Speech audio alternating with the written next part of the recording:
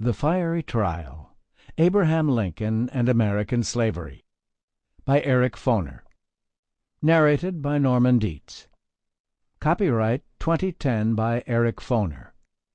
This unabridged audiobook is published by arrangement with W. W. Norton and Company, Incorporated, and was produced in the year 2010 by Tantor Media, Incorporated, which holds the copyright thereto.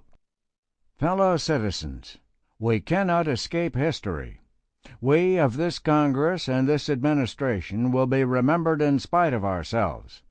The fiery trial through which we pass will light us down, in honor or dishonor, to the latest generation. Abraham Lincoln, December 1st, 1862. Preface. Ever since his death a century and a half ago, Abraham Lincoln has provided a lens through which we Americans examine ourselves.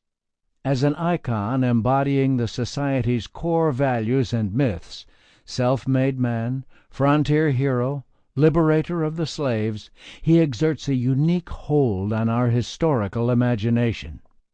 Lincoln has been described as a consummate moralist and a shrewd political operator, a lifelong foe of slavery, and an inveterate racist. Politicians, from conservatives to communists, civil rights activists to segregationists, and members of almost every Protestant denomination, as well as non-believers, have claimed him as their own. As early as 1870, the Memorial Lincoln Bibliography, listing books, eulogies, sermons, and ephemera, ran to 175 pages. Today, the Lincoln literature comprises many thousands of works. In the last decade, his psychology, marriage, law career, political practices, literary style, racial attitudes, and every one of his major speeches have been subjected to minute examination. There are even books about the myths and hoaxes surrounding Lincoln. In a way, we've found it too easy to understand Lincoln. We think we know him because in looking at Lincoln we are really discovering ourselves. Hence he seems perennially relevant. He's always our contemporary. And of course, issues of Lincoln's era, such as the enduring legacy of slavery, the nature of presidential leadership, the relationship between morality and politics, and the definition of American nationality and citizenship remain as urgent today as when he lived. In his own time, however, people found Lincoln in many ways enigmatic. A self-controlled, intensely private man, he seldom disclosed his innermost thoughts, even to close friends. David Davis, who knew Lincoln well, described him as the most reticent, secretive man I ever saw or expect to see. Lincoln could be gregarious and outgoing, but he didn't reveal himself to others. No man can tell by any conversation with the President, and he is very free in talk, whether he means what he says or designs only to extract ideas, wrote one government employee who spoke with Lincoln frequently during the Civil War.